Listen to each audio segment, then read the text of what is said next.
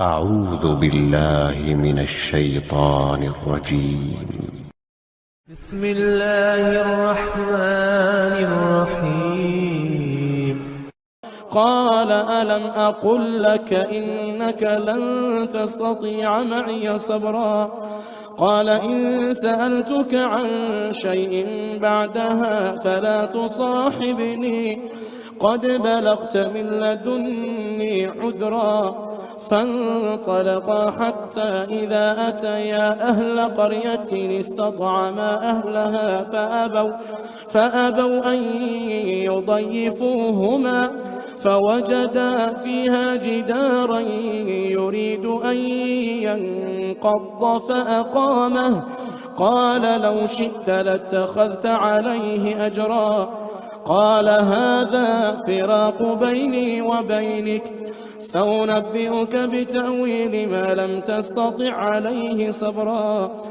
أما السفينة فكانت لمساكين يعملون في البحر فأردت أن أعيبها وكان وراءهم ملك يأخذ كل سفينة غصبا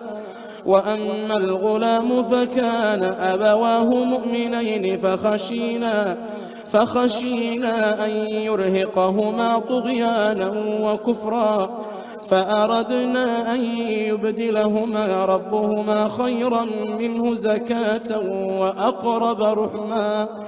وأما الجدار فكان لغلامين يتيمين في المدينة وكان تحته كنز لهما وكان أبوهما صالحا فأراد ربك أن يبلغا أشدهما ويستخرجا كنزهما رحمة من ربك وما فعلته عن أمري ذلك تأويل ما لم تسطع عليه صبرا ويسألونك عن ذي القرنين قل سأتلو عليكم منه ذكرا إنا مكنا له في الأرض وآتيناه من كل شيء سببا فأتبع سببا حتى إذا بلغ مغرب الشمس وجدها تغرب في عين حمئة ووجد عندها قوما قلنا يا ذا القرنين إما أن تعذب وإما أن تتخذ فيهم حسنا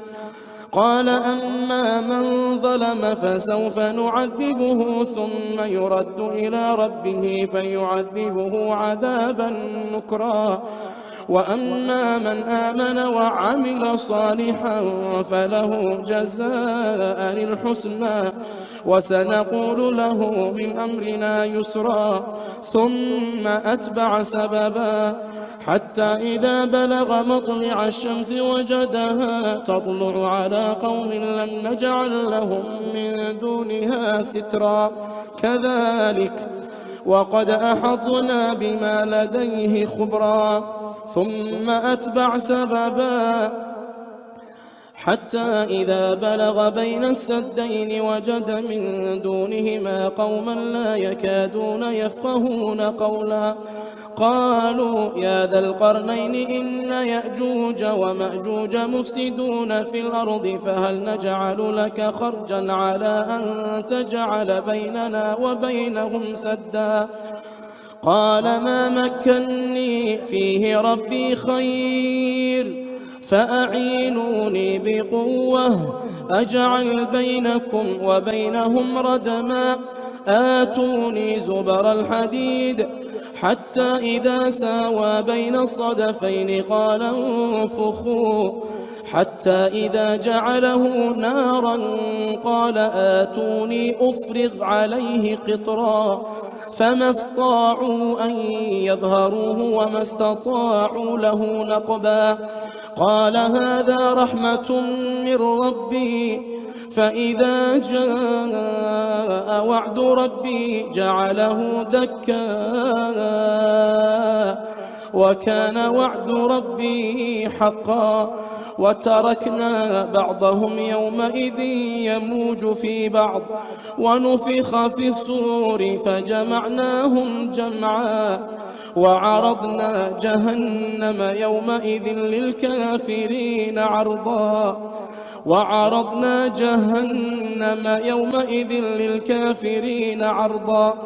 الذين كانت أعينهم في غطاء عن ذكري وكانوا لا يستطيعون سمعا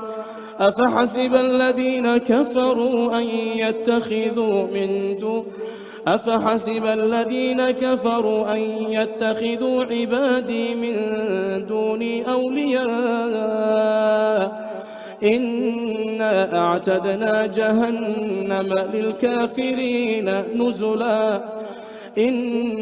أعتدنا جهنم للكافرين نزلا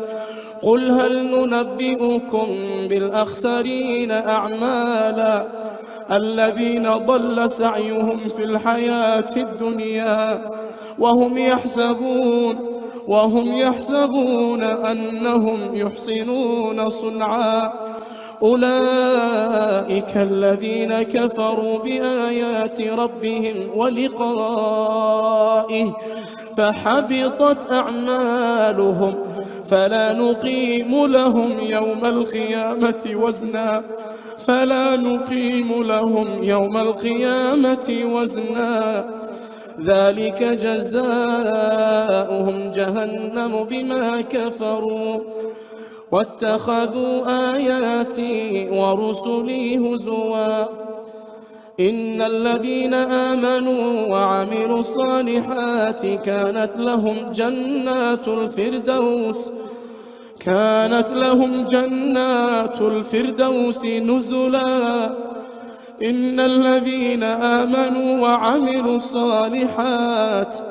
كانت لهم جنات الفردوس نزلا خالدين فيها لا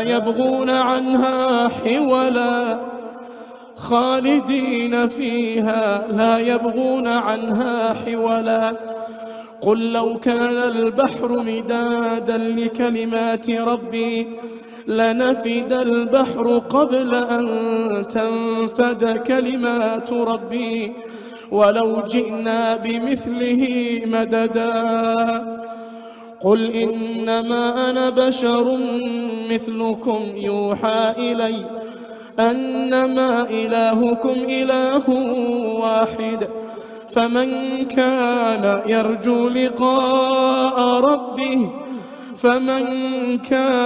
يرجو لقاء ربه فليعمل عملا صالحا ولا يشرك بعبادة ربه أحدا. بسم الله الرحمن الرحيم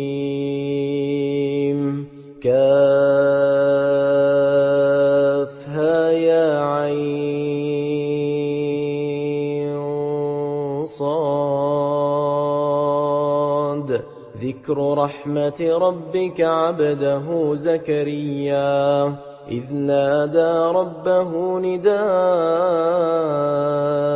خفيا قال رب إني وهن العظم مني واشتعل الرأس شيبا ولم أكن بدعائك رب شقيا وإني خفت الموالي من ورائي وكانت امرأتي عاقرا فهب لي من لدنك وليا يرثني ويرث من آل يعقوب واجعله رب رضيا يا زكريا إنا نبشرك بغلام اسمه يحيى لم نجعل له من قبل سميا قال رب أنى يكون لي غلام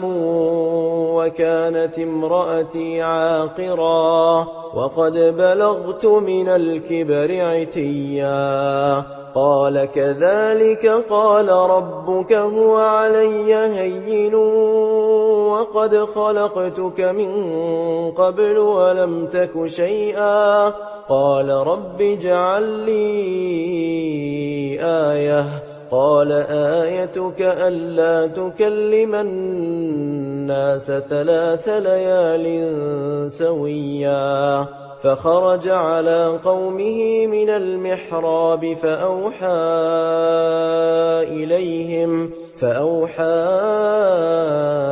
إليهم أن سبحوا بكرة وعشيا يا يحيى خذ الكتاب بقوة وآتيناه الحكم صبيا وحنانا من لدنا وزكاة وكان تقيا وبرا بوالديه ولم يكن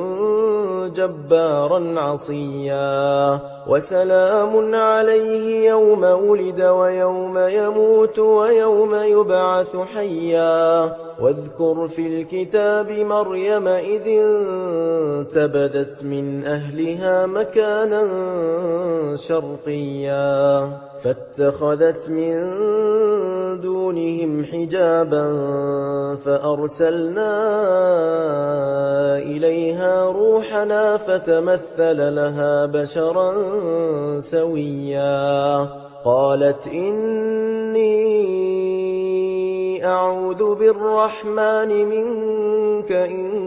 كنت تقيا قال إنما أنا رسول ربك لأهب لك غلاما زكيا قالت أنى يكون لي غلام ولم يمسسني بشر ولم أك بغيا قال كذلك قال ربك هو علي هين ولنجعله آية للناس ورحمة منا وكان أمرا مقضيا فحملته فانتبذت به مكانا قصيا فأجاءها المخاض إلى جذع النخلة قالت يا ليتني مت قبل هذا وكنت نسيا منسيا فناداها من تحتها ألا تحزني قد جعل ربك تحتك سريا وهزي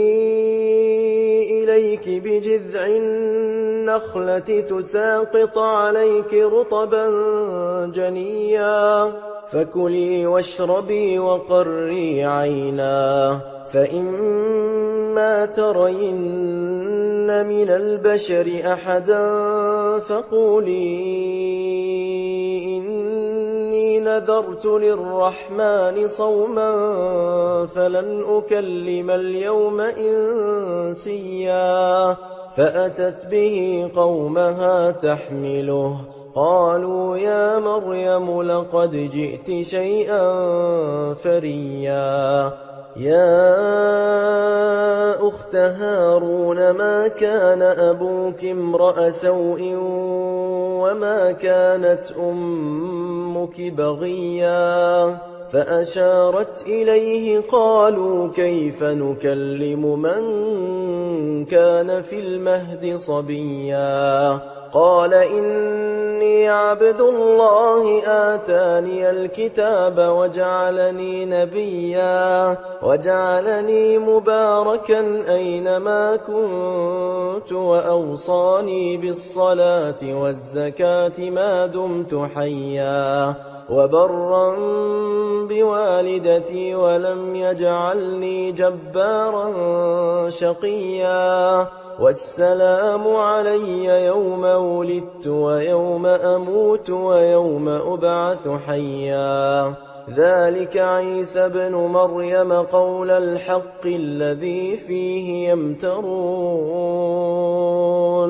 ما كان لله أن يتخذ من ولد سبحانه إذا قضى أمرا فإنما يقول له كن فيكون وإن الله ربي وربكم فاعبدوه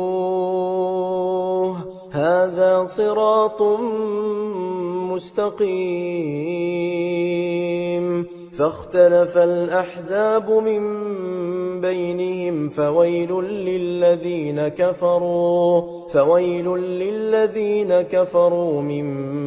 مشهد يوم عظيم أسمع بهم وأبصر يوم يأتوننا لكن الظالمون اليوم في ضلال مبين وأنذرهم يوم الحسرة إذ قضي الأمر وهم في غفلة وهم لا يؤمنون إنا نحن نرث الأرض ومن عليها وإلينا يرجعون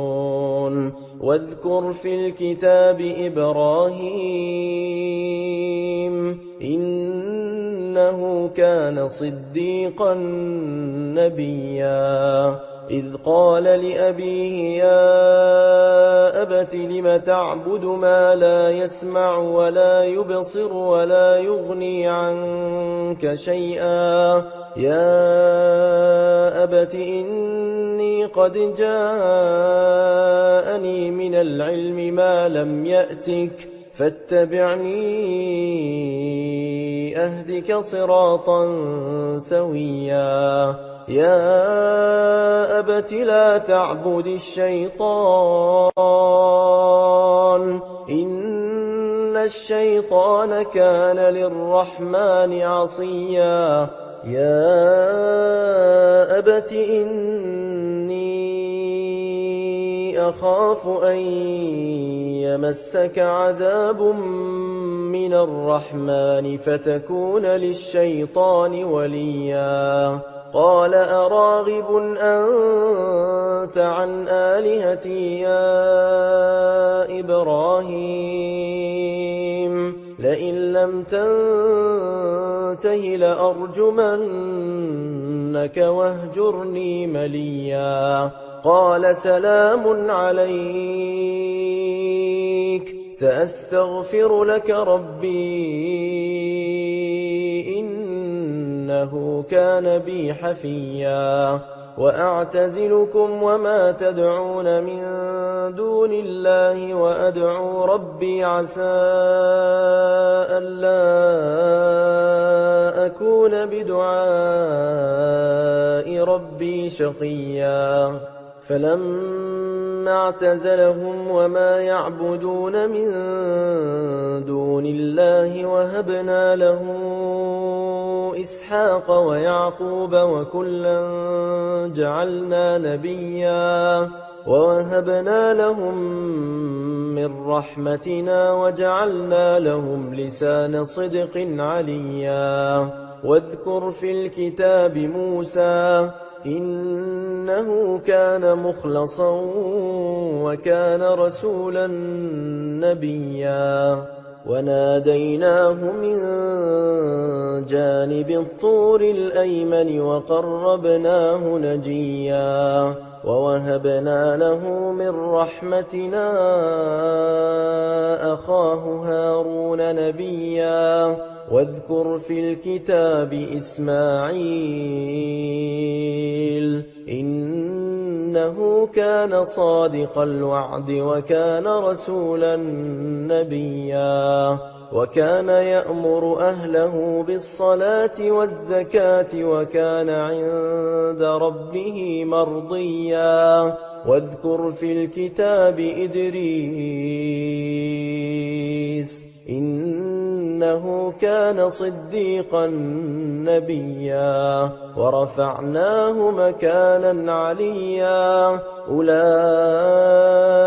الذين أنعم الله عليهم من النبيين من ذرية آدم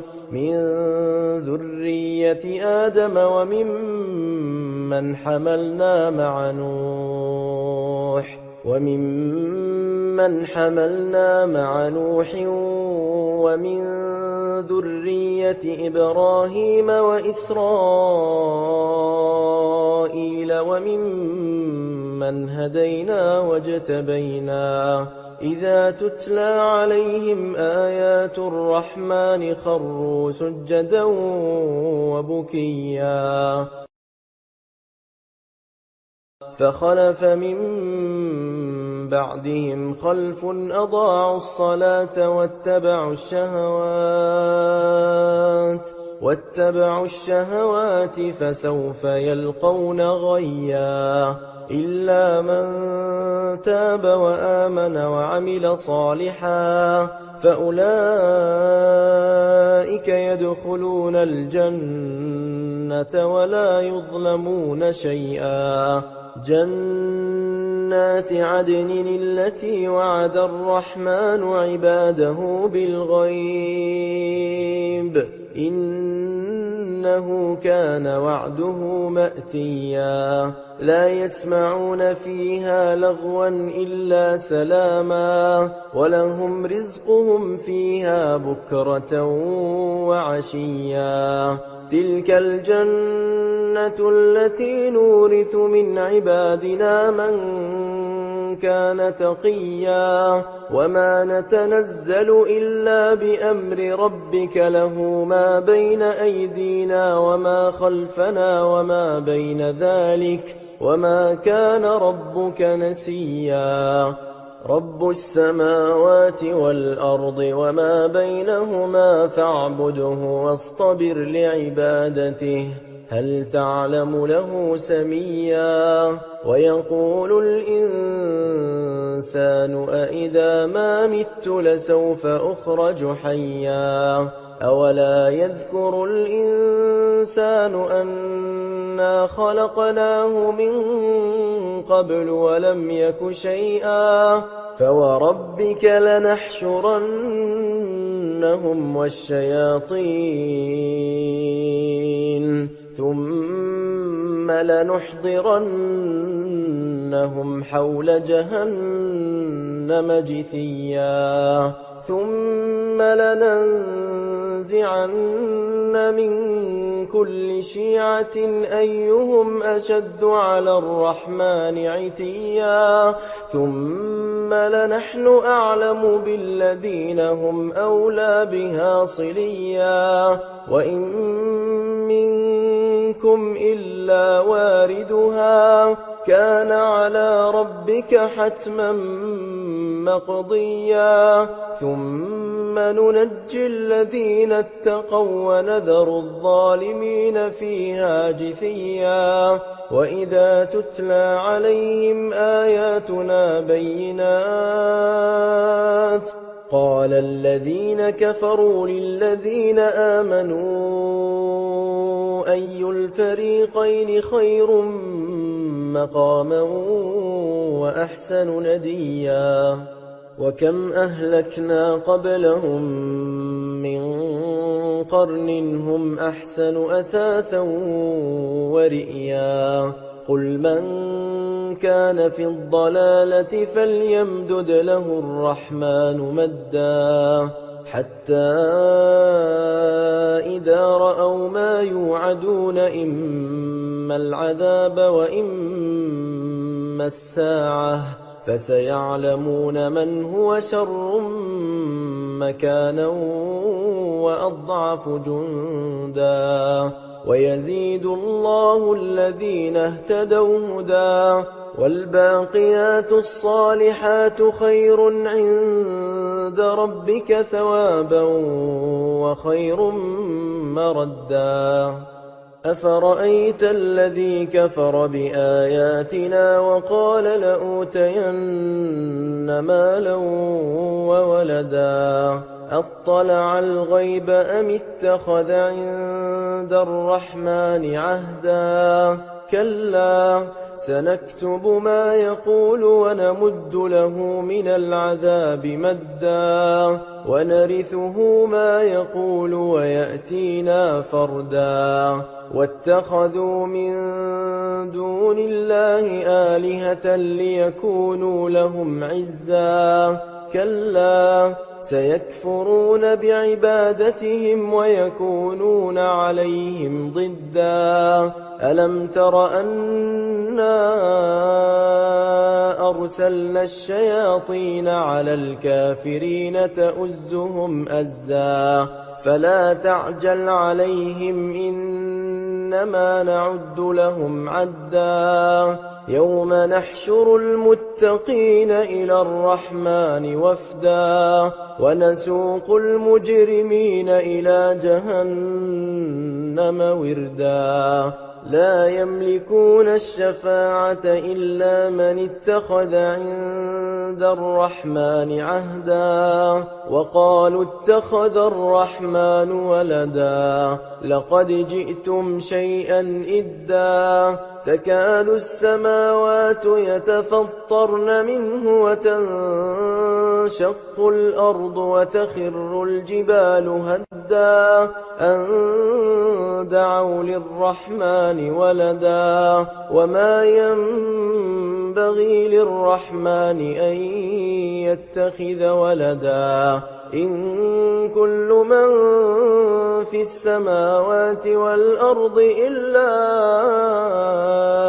آتي الرحمن عبدا لقد أحصاهم وعدهم عدا وكلهم آتيه يوم القيامة فردا إن الذين آمنوا وعملوا الصالحات سيجعل لهم الرحمن ودا فإنما يسرناه بلسانك لتبشر به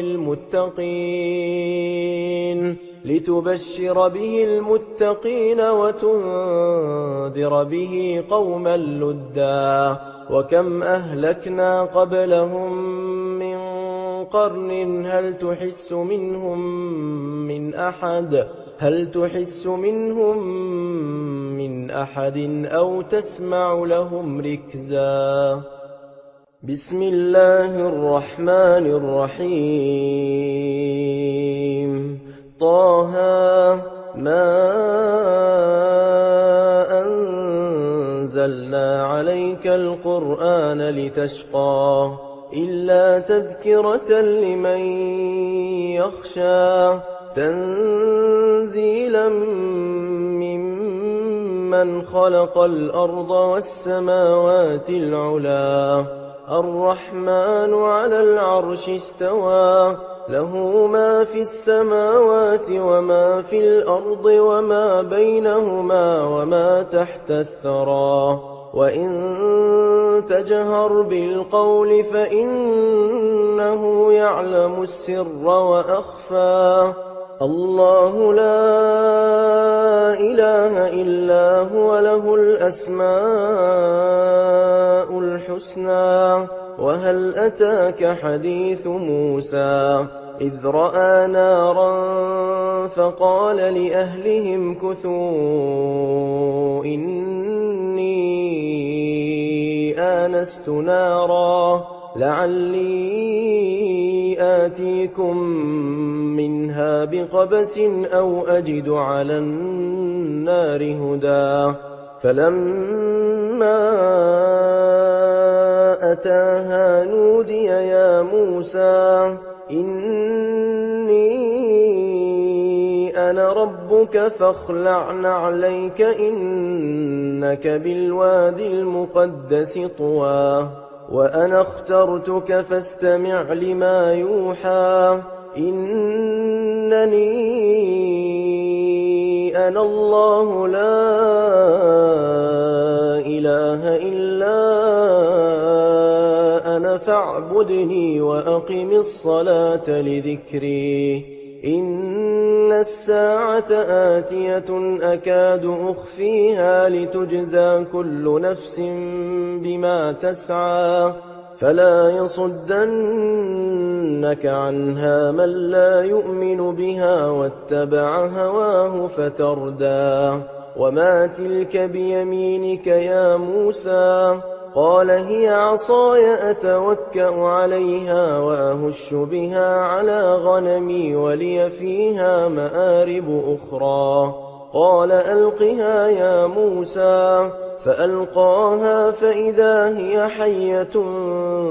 تسعى قال خذها ولا تخف سنعيدها سيرتها الأولى واضمم يدك إلى جناحك تخرج بيضاء من غير سوء آية أخرى لنريك من آياتنا الكبرى اذهب إلى فرعون إنه طغى قال رب اشرح لي صدري ويسر لي أمري واحلل عقدة من لساني يفقه قولي واجعل لي وزيرا من أهلي هارون أخي أشدد به أزري وأشركه في أمري كي نسبحك كثيرا ونذكرك كثيرا إنك كنت بنا بصيرا قال قد أوتيت سؤلك يا موسى ولقد مننا عليك مرة أخرى إذ أوحينا إلى أمك ما يوحى أن اقذفيه في التابوت فاقذفيه في اليم فليلقه اليم بالساحل يأخذه عدو لي وعدو له وألقيت عليك محبة مني ولتصنع على عيني إذ تمشي أختك فتقول هل أدلكم على من يكفله فرجعناك إلى أمك كي تقر عينها ولا تحزن وقتلت نفسا فنجيناك من الغم وفتناك فتونا فلبثت سنين في أهل مدين ثم جئت على قدري يا موسى واصطنعتك لنفسي اذهب أنت وأخوك بآياتي ولا تنيا في ذكري اذهبا إلى فرعون إنه طغى فقولا له قولا لينا لعله يتذكر أو يخشى قالا ربنا إننا نخاف أن يفرط علينا أو أن يطغى قال لا تخافا إنني معكما أسمع وأرى فأتياه فقولا إنا رسولا ربك فأرسل معنا بني إسرائيل ولا تعذبهم قد جئناك بآية من ربك والسلام على من اتبع الهدى إنا قد أوحي إلينا أن العذاب على من كذب وتولى قال فمن ربكما يا موسى قال ربنا الذي أعطى كل شيء خلقه ثم هدى قال فما بال القرون الأولى قال علمها عند ربي في كتاب لا يضل ربي ولا ينسى الذي جعل لكم الأرض مهدا وسلك لكم فيها سبلا وأنزل من السماء ماء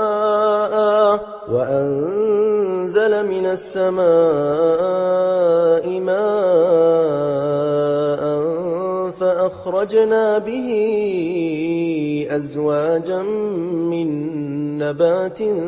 شتى كلوا وارعوا أنعامكم إن في ذلك لآيات لأولي النهى منها خلقناكم وفيها نعيدكم ومنها نخرجكم تارة أخرى ولقد أريناه آياتنا كلها فكذب وأبى قال أجئتنا لتخرجنا من أرضنا بسحرك يا موسى فلنأتينك بسحر مثله فاجعل بيننا وبينك موعدا لا نخلفه نحن ولا أنت مكانا سواه قال موعدكم يوم الزينة وأن يحشر الناس ضحى فتولى فرعون فجمع كيده ثم أتى قال لهم موسى ويلكم لا تفتروا على الله كذبا فيسحتكم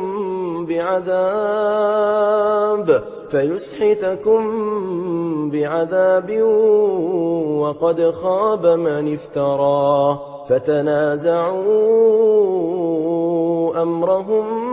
بينهم وأسروا النجوى قالوا إن هذان لساحران يريدان أن يخرجاكم من أرضكم بسحرهما ويذهبا بطريقتكم المثلى فأجمعوا كيدكم ثم أتوا صفا وقد أفلح اليوم من استعلى قالوا يا موسى إما أن تلقي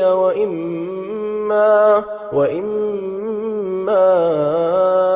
أن نكون أول من ألقى قال بل ألقوا فإذا حبالهم وعصيهم يخيل إليه من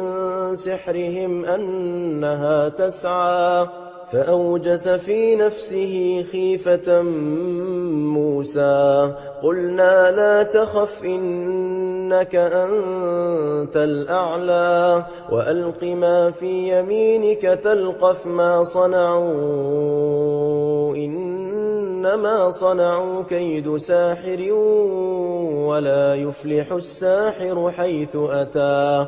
فألقي السحرة سجدا قالوا آمنا برب هارون وموسى قال آمنتم له قبل أن آذن لكم إنه لكبيركم الذي علمكم السحر فلأقطعن أيديكم وأرجلكم من خلاف ولأصلبنكم في جذوع النخل ولتعلمن أينا أشد عذابا وأبقى قالوا لن نؤثرك على ما جاءنا من البينات والذي فطرنا فاقض ما أنت قاض إنما إنما تقضي هذه الحياة الدنيا إنا آمنا بربنا ليغفر لنا خطايانا وما أكرهتنا عليه من السحر والله خير وأبقى إنه من يأت ربه مجرما فإن له جهنم لا يموت فيها ولا يحيا ومن يأته مؤمنا قد عمل الصالحات فأولئك لهم الدرجات العلا جنات عدن تجري من تحتها الأنهار خالدين فيها وذلك جزاء من تزكى ولقد أوحينا إلى موسى أن أسر بعبادي فاضرب لهم طريقا في البحر يبسا لا تخاف دركا ولا تخشى فأتبعهم فرعون بجنوده فغشيهم من اليم ما غشيهم وأضل فرعون قومه وما هدى يا بني إسرائيل قد أنجيناكم من عدوكم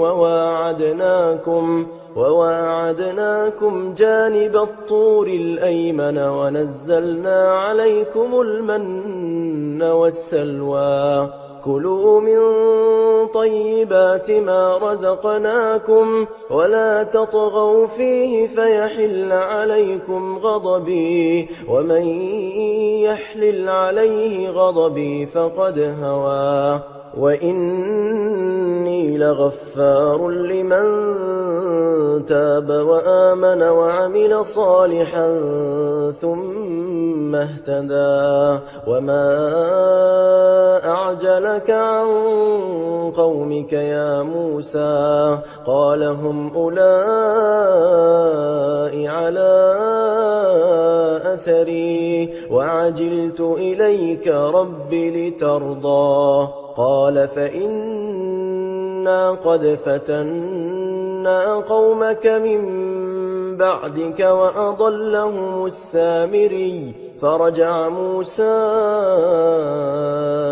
إلى قومه غضبان أسفا قال يا قوم ألم يعدكم ربكم وعدا حسنا أفطال عليكم العهد أم أردتم أن يحل عليكم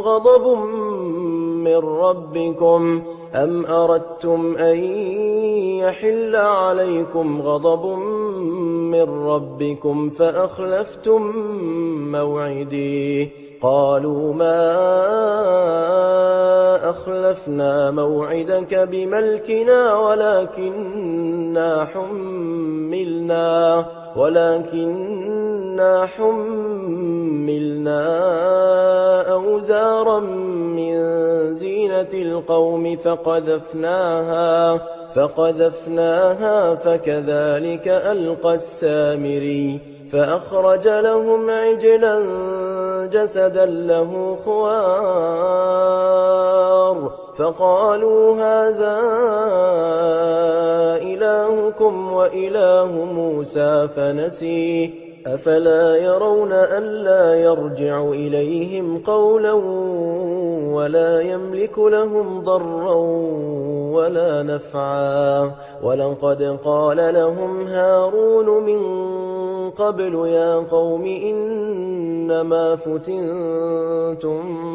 به وإن ربكم الرحمن فاتبعوني وأطيعوا أمري قالوا لن نبرح عليه عاكفين حتى يرجع إلينا موسى. قال يا هارون ما منعك إذ رأيتهم ضلوا ألا تتبعني أفعصيت أمري؟ قال يا ابن أم لا تأخذ بلحيتي ولا برأسي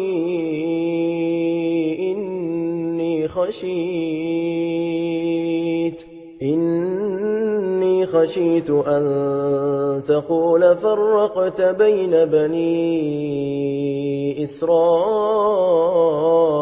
ولم ترقب قولي. قال فما خطبك يا سامري؟ قال بصرت بما لم يبصروا به فقبضت قبضة من أثر الرسول فنبذتها وكذلك سولت لي نفسي. قال فاذهب فإن لك في الحياة أن تقول لا مساس وإن لك موعدا لن تخلفه وانظر إلى إلهك الذي ظلت عليه عاكفا لنحرقنه ثم لننسفنه في اليم نسفا. إنما إلهكم الله الذي لا إله إلا هو وسع كل شيء علما. كذلك نقص عليك من أنباء ما قد سبق وقد آتيناك من لدنا ذكرا. من أعرض عنه فإنه يحمل يوم القيامة وزرا خالدين فيه وساء لهم يوم القيامة حملا. يوم ينفخ في الصور ونحشر المجرمين يومئذ زرقا يتخافتون بينهم إن لبثتم إلا عشرا نحن أعلم بما يقولون إذ يقول أمثلهم طريقة إن لبثتم إلا يوما ويسألونك عن الجبال فقل ينسفها ربي نسفا فيذرها قاعا صفصفا لا ترى فيها عوجا ولا أمتا يومئذ يتبعون الداعي لا عوج له وخشعت الأصوات للرحمن فلا تسمع إلا همسا يومئذ لا تنفع الشفاعة إلا من أذن له الرحمن ورضي له قولا يعلم ما بين أيديهم وما خلفهم ولا يحيطون به علما وعنت الوجوه للحي القيوم وقد خاب من حمل ظلما ومن يعمل من الصالحات وهو مؤمن فلا يخاف ظلما ولا هضما وكذلك أنزلناه قرآنا عربيا وصرفنا فيه من الوعيد لعلهم يتقون أو يحدث لهم ذكرا فتعالى الله الملك الحق ولا تعجل بالقرآن من قبل أن يقضى إليك وحيه وقل رب زدني علما ولقد عهدنا إلى آدم من قبل فنسي ولم نجد له عزما وإذ قلنا للملائكة اسجدوا لآدم فسجدوا إلا إبليس إبليس أبى فقلنا يا آدم إن هذا عدو لك ولزوجك فلا يخرجنكما من الجنة فتشقى إن لك ألا تجوع فيها ولا تعرى وأنك لا تظمأ فيها ولا تضحى فوسوس إليه الشيطان قال يا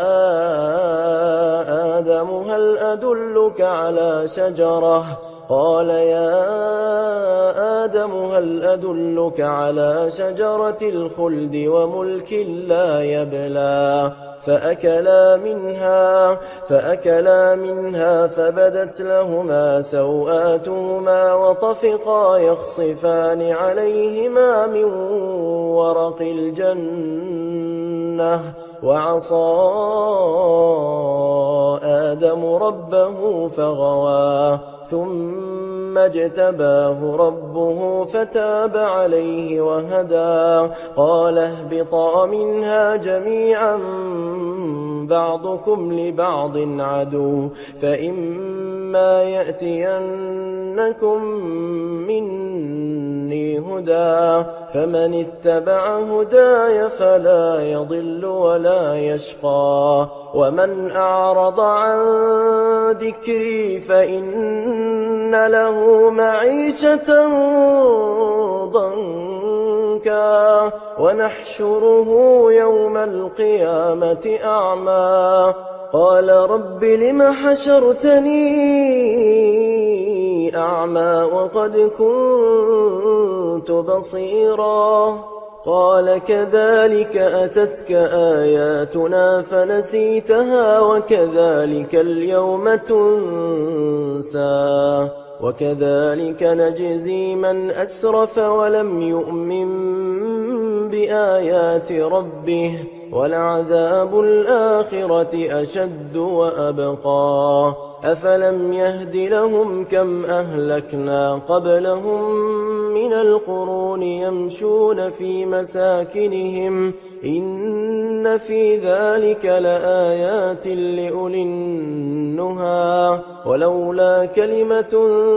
سبقت من ربك لكان لزاما وأجل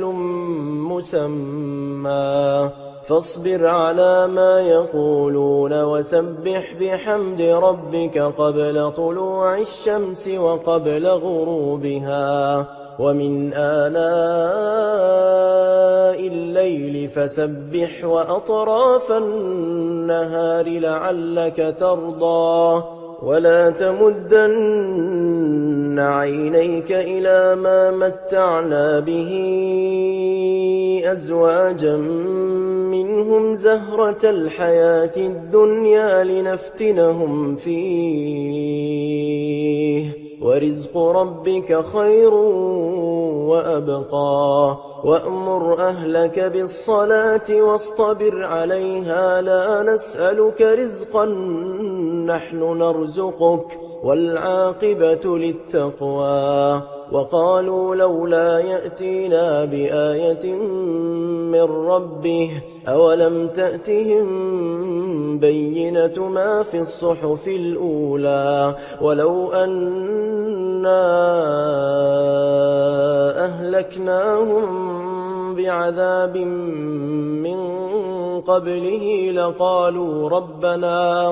لقالوا ربنا لولا أرسلت إلينا رسولا فنتبع آياتك من قبل أن نذل ونخزى قل كل متربص فتربصوا فستعلمون من أصحاب الصراط السوي ومن اهتدى.